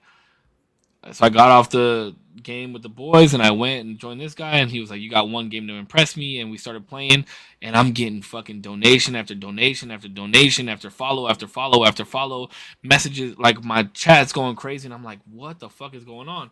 And then so after that game with him, I was like, Facebook is where it's at. I liked the fact that I could see all these likes coming through. It's very engaging with the community. I could see who's in here. You know, like if somebody doesn't want to leave a message, all they have to do is leave a reaction on the film or on the thing. They can send me stars, this, that, and the other. So I was like, boom, full time Facebook content creator now. Um, Moved to Facebook, and I was gaming with my boys, Go Pig and Maddox at the time, and we were like real heavy into our very competitive, and we're playing Call of Duty and trying to show people how to maneuver and this and that, and then Call of Duty dies out, and they try Apex, doesn't work out very much for them. So then we turned into like a variety group, the three of us. They had both streamed on Facebook for a little while as well, but my following kept growing and growing and growing, and then boom, I fall in love with GTA RP. I had a homie of mine hit me up, and he was like, "Yo, you need to try this. It's fun." Blah blah blah. So I created a character, and we were all just fucking doing dumb shit. And then we created a whole storyline of what was happening in this life. And bro, when I'm telling you, the shit turned into a soap opera. It was like there was people in my community that were like, "Oh my god, remember when such and such did this like 3 streams ago?" And like people were following it like it was reality TV, and it was wild. And then my numbers started going up. I would get 40 viewers at a time, 60 viewers at a time. There was one point I was like 180 to 200 and something viewers at one time, and I'm like pretending to be somebody in this game, and it was wild. So I was like, I'm gonna ride with GTA RP as long as I can. But then I realized I was losing out in playing time with the two friends that I enjoyed playing with. So I took a step back and I was like, as much as I want it to be about my viewership, I'm no longer having fun playing this game, and I feel like I'm only playing it to, um, you know, Appease the viewers. to be appeasing to my viewers. And I had already done that once before with Call of Duty, and I was like, I'm not doing this again. So my viewership dropped, but I was happy in playing the games that I was playing, and we got a lot of great content out of it. Unfortunately, I was too lazy to edit my own videos, and I was looking for an editor, and I still haven't found an editor or somebody that would go through 4 to 8 hours worth of content and make it into a two-part series or a 12-minute video. And that's when I kind of fell off, and then I moved into this place, and it's not as aesthetically pleasing as my old place was, so I kind of just like took a step back and stopped streaming as much and started just playing video games for the love of video games again, and playing because I enjoyed playing video games, and that's kind of where I'm at now. But I love that we can do this and people can tune into this, but I do miss streaming. Like I miss streaming to people and communicating and interacting with chat and doing all this fun stuff, and but it goes back to something, like what I was telling you, like regardless if there's one person in here or 100 people in here, like you still gotta have the same energy. It's just harder for me now because I've had that, and it's hard to come back from that. You know what I mean? Mm-hmm. Mm-hmm. I mean, I haven't had anywhere near that, and I know when there's like one person and it's my girlfriend watching, I'm like, bro, what the fuck, dog? This, I love your you know, girlfriend, by the way. Happy belated. I love her too. Happy belated. Thank you. Dude, you guys are a beautiful couple. I want to make sure I say that too, because I've seen your Motherfuckers make me sick. You guys really do. Thank you. Tell her I'm about to steal your ass. Whoa. The jealousy that affects my nervous system and my immune system. Not that It's haunting. I'm ungrateful for her watching. I always appreciate that she's watching. I know she's the one viewer there, but You got a girl who's supporting it. Let's just make sure. I know. I right? appreciate it. Always, I appreciate it. Our You loyal keep fact slanging checker. that schlong, dog. Our loyal fact checker of the fucking Usual Tuesday podcast, bro. Shout out to our one staff member. No, but I think You can't say staff member legally because we don't pay her. I mean, She's an hey, you intern. pay her in sex. Hey, we appreciate all of our sex workers. But you know what? We got to get her on the podcast one day, though. Oh, I don't speaking know of if she would that, ever do it, but speaking of that, I meant to tell you guys. So Spank Queen, who is another content creator here on Facebook, she came in one time. She came in when we were having the relationship talk. sure. She's got a couple. I think she's got about 10 or 11,000 followers here on Facebook. She wants to have a guest. She wants to have a feature on our podcast. I meant to tell you guys that. One of my viewers, who's a great friend of Jordan, who's a great friend of Putch's as well, was in her chat. See, here's the beautiful thing about my community, and Jordan in particular, is that whenever we go and view we used to go and do this thing where we would view other people's streams and donate money to them. And even from that, like if a streamer ever came into my chat or I ever went into a streamer's chat, he would always go check them out.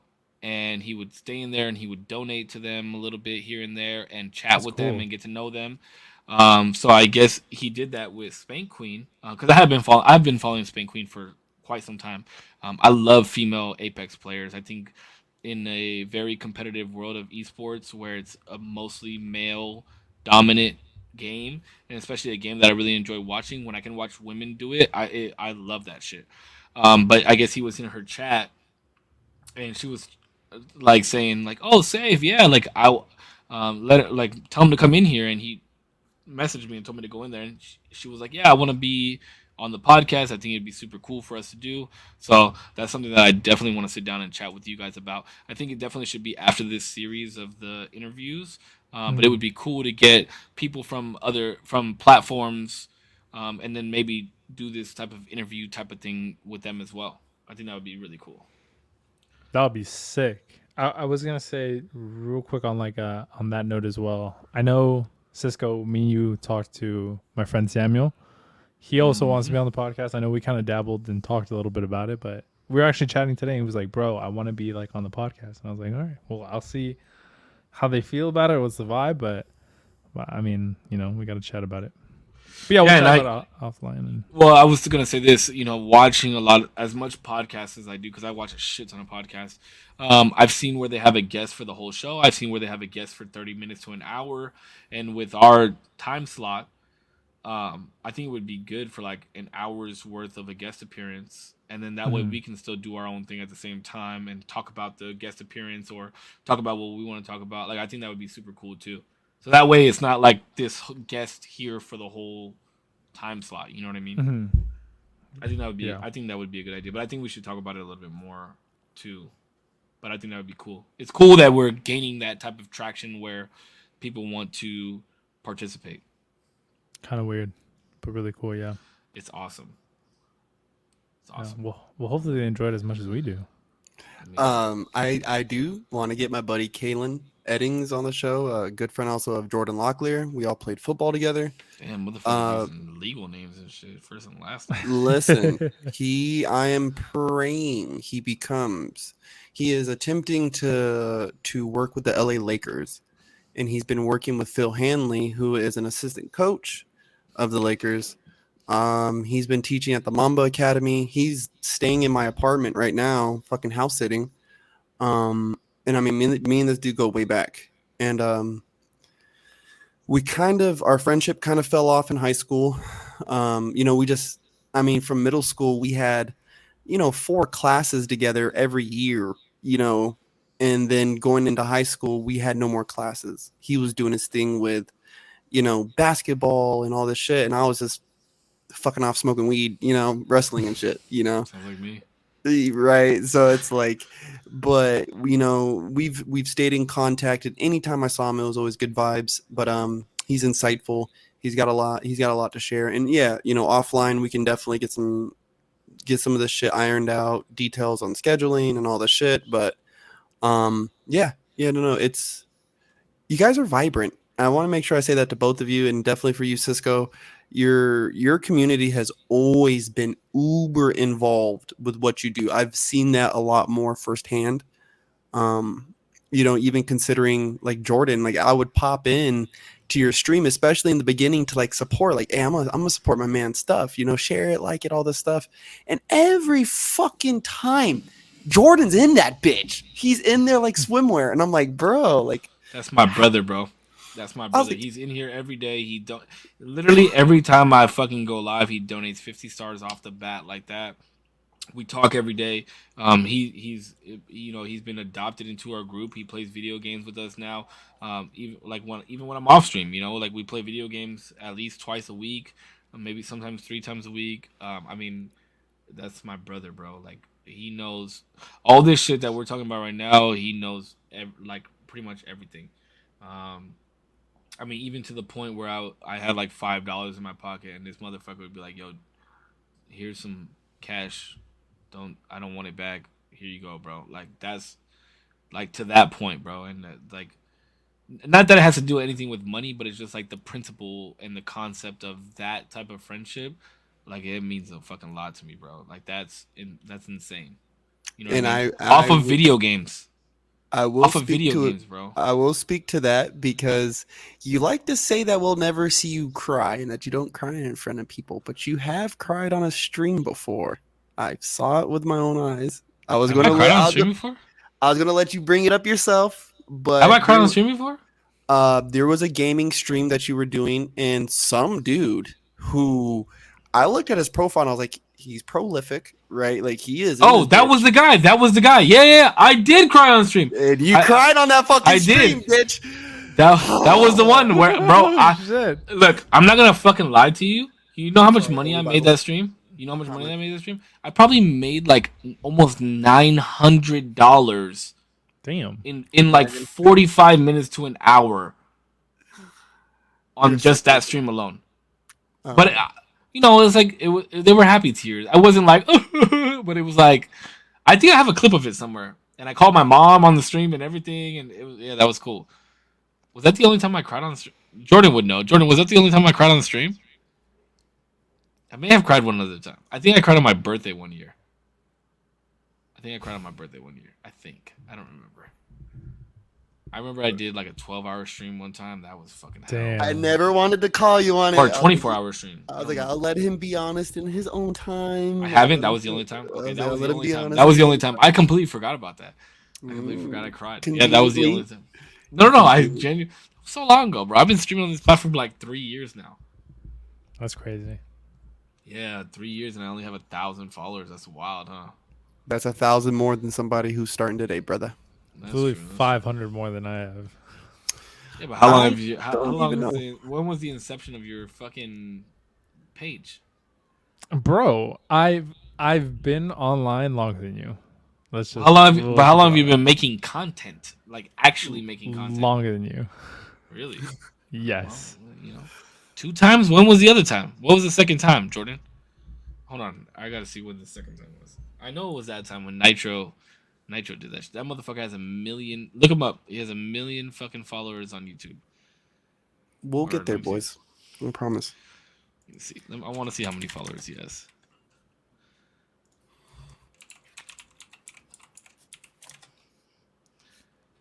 Yeah, 1.04 million subscribers on YouTube. And that's crazy. the guy that fucking came in here and made it happen for me. Okay, you guys got anything else you want to bring up? You got 25 minutes. Oh, here, let me answer some of these questions real fast. These Instagram questions. I got them written down. Oh, you do? Okay, go ahead. Listen, I know you're gonna choose the wrong answer, so might as well just get it out of the way. Crunchy or smooth peanut butter? Crunchy. You fucking know. Yeah, of course you would. You fucking delusional dickhead. What the fuck is wrong? Anyway. How dare you? Listen, you too? Crunchy peanut butter. Crunchy. Oh, It's Both got. of you motherfuckers are crazy. It's Are got you crunchy? soft and crunch. Yeah, why do you want... No. Who the fuck wants creamy? I want creamy. You know why? 'Cause I got some like creamy to- for you, baby. I like to live life with as little obstacles in my way. Okay? I get to go places faster. I'm there quicker. It's just better. Look at how smooth you can just glide your hand. With the fucking crunch, it's like you gotta fucking readjust every half second. Nah. You're doing it Half wrong, stroke. bro. You're doing it wrong. What the fuck? What do you do? First of all, I readjust every half stroke anyways. Yeah, okay. No, you gotta take a big enough fucking scoop like that. This is look at the flick of the wrist. Boom. I know Then you get the bread. And you. That's delusional. Okay. Oh, here we go. You Here we can go. put it on- Wait. We got a question in the chat for Zero. Wait, are we all open books? I know that there's one thing off topic for Zero, and I think there may be like one or two things Wait, what's off topic? out of bounds. I'm not gonna bring it up because I already know it's. You could bring. I already know it's out of bounds. No, because I already know it's out of bounds. It's not out of One bounds. thing- It's just There's one thing out of bounds for Zero that I know for sure is out of bounds for him. Sure. Corpse, is there anything out of bounds for you when we chat with you? No. Okay. So here's the question. Well, I want to know. Put it in the group Zero. chat later. Do you use condoms? That's the question. That's the question in my chat right now. I gotta use that safe sex with that latex so I don't get that late text like I'm late text. What? What do we consider? What do we consider condoms? Chick-fil-A or Raising Chick-fil-A all day. It's overrated, but that's the right answer. Chick-fil-A is overrated. Raising Cane's is way more overrated. What are you talking about? It is. Whoa. It is. Both are way. And the overrated. sauce at Chick-fil-A is way better than Raising Cane's. Chick-fil-A sauce over cane sauce any day. They're both good. They're both good. I will take Polynesian sauce over Raising Cane sauce any day of the fucking week. But Raising Cane sauce versus Chick-fil-A sauce. Polynesian sauce is kind of They gotta make a spicy Raisin Cane sauce. Oh my god! If they put like some crushed red peppers in it, I would fuck with that. I would fuck with that. You know what I mean? Some kind of spice in there. Heavy. Yeah, I can fuck with that heavy. Ooh. Oh my I just God. had Raising Cane's last night for dinner, and I was disappointed. Overrated. It was the You know what? first time I was ever Here's the disappointed. thing: Pretty is, bland. It's pretty. I bland. went and got a chicken sandwich from Raising Cane's, and all they did was put fucking chicken strips on it, and I was like, "Yeah, this is bullshit." That's all y'all got in the back is chicken strips. Like, come on, bro. Next question, please. Genuine question. Something I thought that they in your Instagram post came up with that I thought was really good. Why are you single? What's good? You're a great dude. The fuck? What you mean? What you mean? Why am I single? They don't deserve him. We already tried this and it didn't work. I just talked about it earlier on this fucking podcast. What do you mean? Distance, baby, it doesn't work. Oh, not like her specifically, dog. What do you mean? Like, why am I not out here chasing women? No. In general, has there been a common thread throughout everything? If not, what's the thing aside from her keeping you from pursuing a immediate like a long lasting relationship? Okay, there's a couple things. One, I don't like to be outside. I like to be right here, bro. I like to be right fucking here. I like to be playing video games in my house. I go from work to go see my son and come home and then do it all over again. my weekends consist of doing things with my son. A lot of women that I've delved in, or whatever the case may be, right? And there are not very many of them since my last girlfriend. One. um, but people seem to have an issue with my relationship with my son's mom, Sure. and I don't want to. When we talked about this before on the last podcast or the relationship podcast, right? Like, I don't want to keep putting myself out there when it's not necessary. I don't have to do it anymore, and I'm okay, and I'm at peace with being single. I don't need to. I don't need a woman to solidify who I am. If the right person comes along, sure, maybe that's the case. But I'm no longer interested in going to seek. Like, I'm not interested in seeking that out. I've done that. And it doesn't work out in my favor, and I'm okay with that. I don't have anybody to blame for it. I don't need to second guess my thoughts on it. I'm okay with it. Cool. It doesn't work. It doesn't work. I'm cool with where I'm at right now, and I'm okay with being single. Like, I don't need a woman doesn't define who I am or how I live. And shit, if there was a woman around, I'd probably have less time for you guys. Damn. What the fuck? Fuck Why that. would you say that? I mean, I wouldn't make less time for you guys, but I'm just saying, like, that's probably how it would play out. I Hold on, got back. That's fucked up. Putch, now we know where we stand. What the I fuck do. was that? I hope he never. No, I'm just kidding. We fucking I I hope he's alone for the rest of his fucking life. No, Yeah. How dare he? no. What about you, Great Putch? podcast, Damien. Thank you. Great. I think it's important because I can't help but, like, when I rewatch the podcast and I listen to our stuff, a lot of it I can understand where we're saying stuff in real lifetime. We're hearing these questions and we're having these discussions in 4K resolution, real life time, and it is very easy to be perceived and taken a certain way. And I would go tooth and nail for you guys, right? Because especially Cisco. Like, I know Cisco, relatively well. Like, he's my guy. You know what I mean? And so, and we'll get to the bottom of it. Myself, right? And I just never want people to take us out of context of this podcast. You know what I mean? And so to have the opportunity for Cisco to kind of explain who he is as a person, why he is the way that he is, and kind of show that side of him, so people can be like, yo, like they're just having these conversations. These are real life conversations that we never get a script of what's being said. There's no punch list of questions that we're going over every week. So I think this is a great podcast to even have Cisco explain a little bit of his life. Like, as he said it earlier too, he's like, yo, I'm kind of nervous. Like some of these questions I've never heard before. It's like, yeah, bro, like, we're coming in real life, 4K, bro. And it's cool for me to hear this again from him. Some of this stuff I've never heard from him, and to see that vulnerability from him, and to see, again, I've addressed him as Cisco because we're seeing Cisco right now, not Save. We're seeing Cisco at this moment. And That's funny that you say that, because with my community, I've always been very open with them and very real. And there's been times where I'll even stream for half an hour and I'll be like, sorry guys, I don't want to be on camera right now, or I'm not even being myself right now, and I don't want to disservice you guys.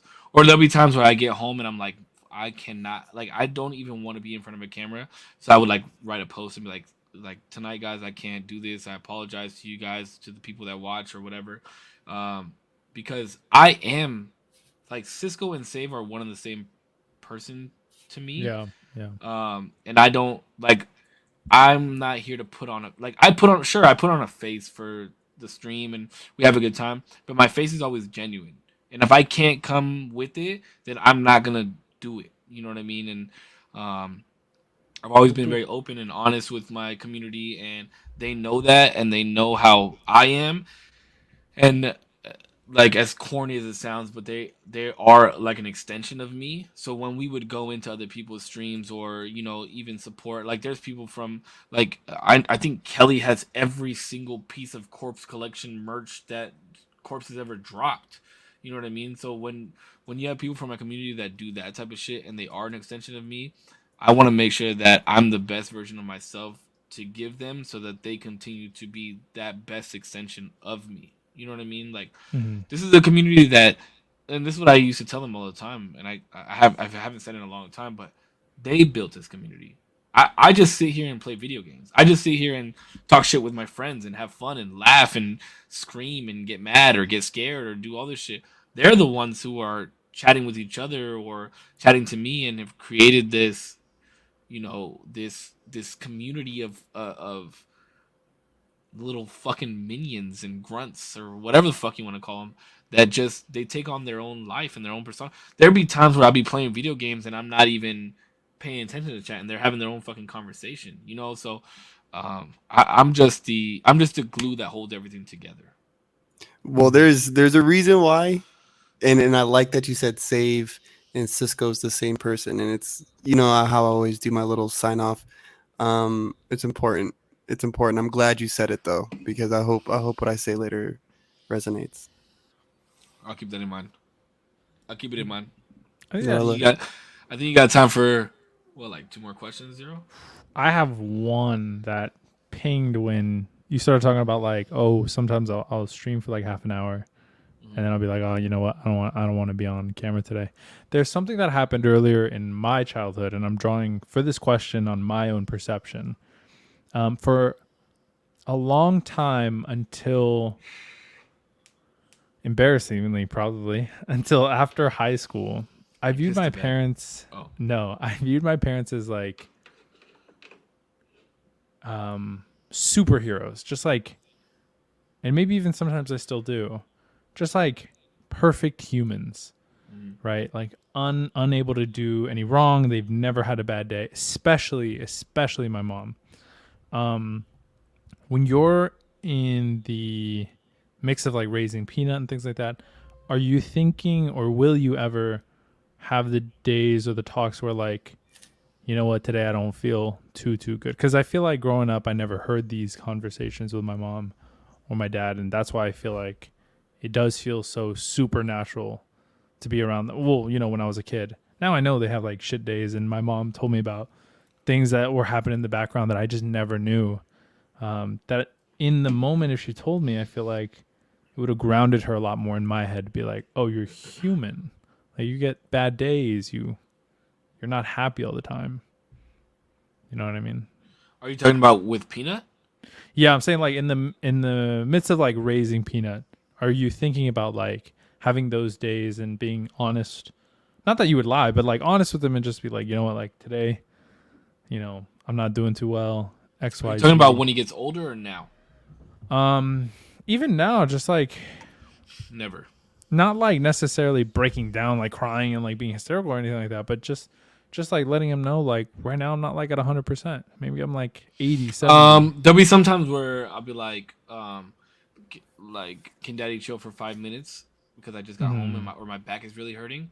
But even in those times, and that's funny that you mentioned that because Tierra just complimented me on that the other day. Even in those times, it won't be 5 minutes. I'll like maybe sit down for 2 minutes and then boom, I'm like right there on the floor with him, crawling around, doing whatever the fuck he wants me to do, or playing hide and seek with him, or carrying him on my back, and that's because he's a kid, and that doesn't turn off for him, and I'm his dad, you know what I mean, and I think the way that you view your parents, I think that's how you're supposed to view your parents. Like your dad is supposed to be your superhero. Your mom is supposed to be your superhero, and they have their own roles, right? Like your mom is supposed to be like always make sure. We went to Chick-fil-A yesterday. It's funny. We went to Chick-fil-A yesterday, and Peanut got a kids meal, and in the kids meal it was like this little card game of who's the best, and then it would like ask a question, and it was like, who's the best at making you breakfast? And he was like, mommy. And then I was like, who's the best at parking? And he was like, oh, you, daddy. And then who reads you stories the best or whatever, you know what I mean? And it's like, you're supposed to be those things for your kids. And just because you're tired, like, your kid is not like, that's not an excuse for your kid, because your kid doesn't understand the concept of work yet, right? So, Mm. like, your job is to be their dad, and as their dad or their mom, your job is to continue to indulge in them and continue to um, enforce their learning habits and how they learn and how they have fun, and uh, you're creating the curriculum of how their life is going to be moving forward. So if if that for you is, oh, I need to sit down for 10-15 minutes because I'm tired, like, that's going to become a habit for them, and that's an unnecessary habit that they shouldn't have, because then you're creating a void in their imagination, in the way that they learn, in the way that they do things. Now, if you're sitting down and you, like, if, say me for instance, right, if I'm tired and I want to sit down, then I should sit down with him with a coloring book or with a story book or with a learning book, and we should go over things together. But I shouldn't just be laying down and on my phone. I shouldn't just be laying down and watching television.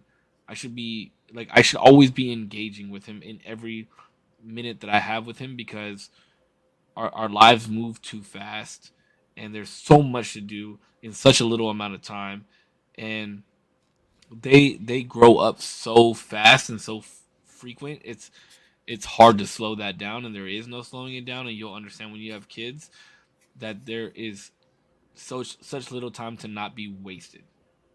You know what I mean? Mm. Mm-hmm. So That makes no, sense.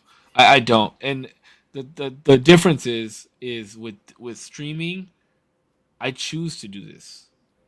As a father, that is my life. Like, I'm not saying I have to do that, but it is my life. It's what I've chosen to do. Mm. This is just a hobby that I enjoy doing, where I can't just turn off being a dad. Yeah. Mm. You know what I mean? Yeah. That's a good Okay. question. Thank you. Thank you. No, that was really good. I just thought maybe like, what about when he's older? You think he'll kind of It change never that as turns he? off. I told my mother when I had Peanut, he was probably 2, 3 years old. I said, I know why you're always tired now. I know why you don't sleep as well as you used to before you had me. Because it doesn't turn off, bro. If something happens in the middle of the night, I need to be there. That's why I don't get drunk very often anymore. Because if I need to go somewhere and need to do something and be there for him, I have to be there for him. You know what I mean? Yeah. So that's a very good question, though. I haven't really expressed that. I haven't really expressed that socially. That's a good one. Thank you. Thank you. My Hopefully. brother, is this motherfucker over here doing arts and I don't crafts? know. What are you doing? No, I need to make sure because I want to read this over time and time again. This is something that's fucking timeless. I think you got time for one more zero or Um. corpse, whoever, somebody. This Yeah. has been fun, bro. I've never been through the ringer like this, and this is good. I feel like I think I think a lot of what I've talked about, people already know, though, like, for the most part, or Yeah. could have already figured or guessed. I think it's good to flesh it out still, and even just like, I'm sure maybe they thought you thought one thing and you answered a completely different way, or I don't know. Give This this went a person completely different way than I thought it was gonna go. I thought it was gonna be like, "What's your take on trans people? What's your take on fucking schooling?" That's why I was nervous. I was like, "Oh, what is this? What are we gonna talk about?" No, I know. Earlier you asked if I was gonna make it fun, and I was like, "We'll see." I wanted this to be a genuine attempt at it. I've never interviewed anybody, so I didn't know even what questions to ask really, other than like the ones that I kind of like. To be quite honest, I made all of these up on the fly, but it was mostly because I was and am genuinely curious in who you are instead of like trying to get clips or trying to like make content for it. And like my audience have never really, tapped into like who you are, who Cisco is, and obviously we have a podcast, and yeah, like we said in the beginning, we haven't really delved into each other on the podcast. And that's the thing is that's why I found it so interesting was because with myself, and I think you two as well, and I think that's why we do so well together in this podcast is I think a lot of us, all of us, wear our hearts on our sleeves, and we are who we are genuinely when we speak in about everything for the last 18 episodes. So to make a podcast about like me specifically, I was kind of like when you said that because you told me that this morning, 7 in the morning, like 7:30 in the morning, so I had all day to think about it, and I'm just like, man, I do feel like I'm an important person, and I do feel like I hold power and I hold wisdom in the words that I speak, but like I never try and make things solely about me. Like I do like to chime in with my life experiences a lot of times, but I never want things to be solely about me because it's not just about me. So that's why I was also kind of nervous in this podcast in particular because it's like we're gonna frame a whole 2 hours around me. Like Easily.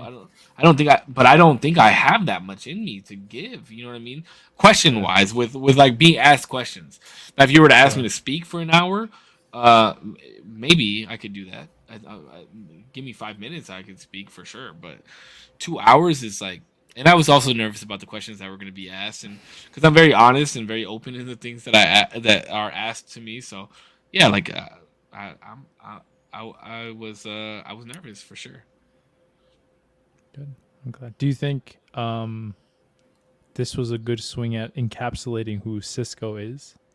Yeah, and I think if for people that have watched other podcasts and then to listen to this one to its entirety, I think you could really understand who I am as a person, and that although I may say things or be combative in things or play devil's advocate, it's not because I want to be a nuisance or be a burden onto somebody. It's because I just want to understand why you think the way that you think. And I just want to understand the way that you think. And I don't want to tell you that you're wrong in the way that you think. I just want to know why you think that way and what's led. I like to dig real deep, and I like to understand what has led you to believe what you believe and why you believe the things that you believe. And it always comes out of a place of love, and we all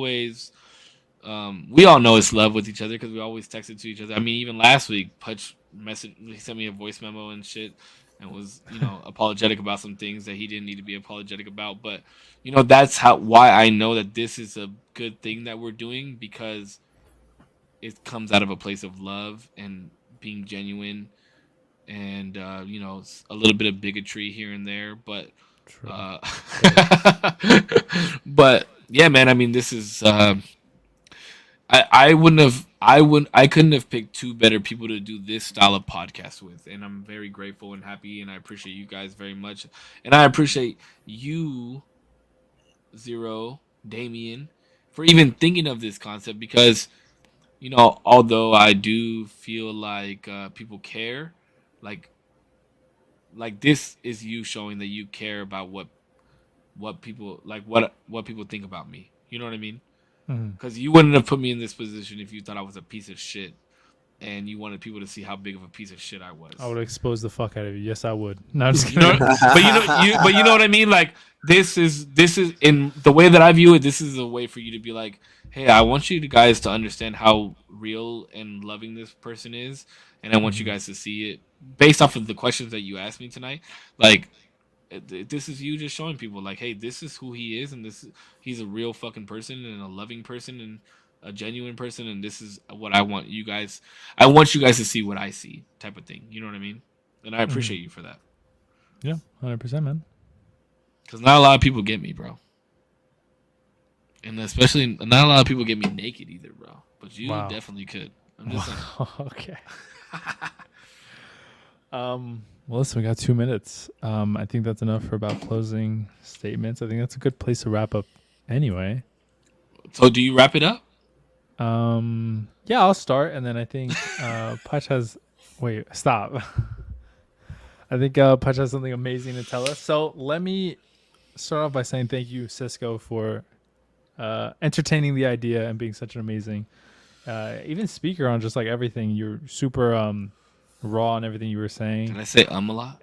And I don't think so. I think you were good. I think you articulated your points clearly, gave us a good history on who you are and what you're like. I'm gonna need the clips, dog. Yeah, I'll find the clips. I've been asking for clips for 2 weeks. This was a really good episode though. I feel like I can get some definite clips. So thank you so much for entertaining the podcast and the idea of it. Thank you so much, Korpsx. For being a part of everything. You've contributed a lot to not only every podcast before, but this one as well, and building off of the questions that I had. And thank you everybody for watching. Everybody in Korpsx's community, Save's community, and my own community. Whether you're watching for a minute, a second, or an hour, or the full 2, I appreciate you. So thank you. Yeah. Guys, we are building a strong covenant here. Yeah. And there's the saying is blood thicker than water, which is not the full saying. The saying is that the blood of the covenant is thicker than water of the womb. And it speaks to the effect of the people that you keep around you, right? That is your covenant. And I've been big on Exodus. I've been big on the stories of Moses. And I sent Damien a clip of a guy who was giving lecture on this, and I had to go find the scripture, and it goes, God speaks to Moses and he says, my presence will go with you and I will give you rest. And Moses says to him, if your presence will not go with me, do not bring me up from here. And later on in the scripture, God speaks to Moses and he says, behold, I am making a covenant. Before all your people, I will do marvels such as have not been created in all of earth or in any nation. And all the people among whom you are shall see the work of the Lord, for it is an awesome thing that I will do with you.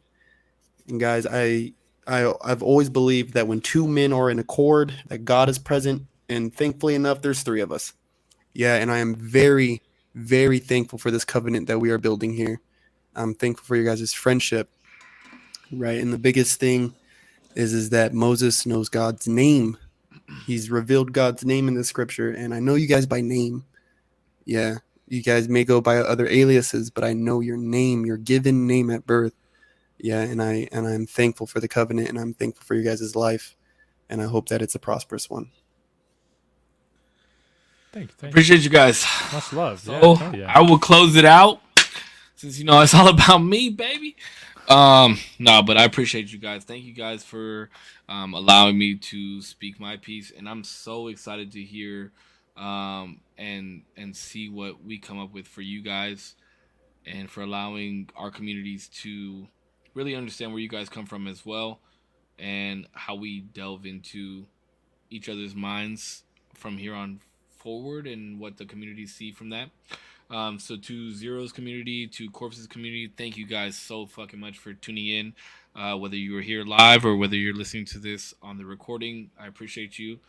And to my community, you guys are the absolute best. Thank you guys for rocking out with us. This has been another Usual Tuesday. We'll see you guys next week. And as always, you guys stay healthy, stay happy. I love y'all. Keep smiling. And we'll see you guys on the next one, all right? You guys have a good night. All right, boys. Love y'all. Be safe, guys. I love you guys, bro. Y'all be safe.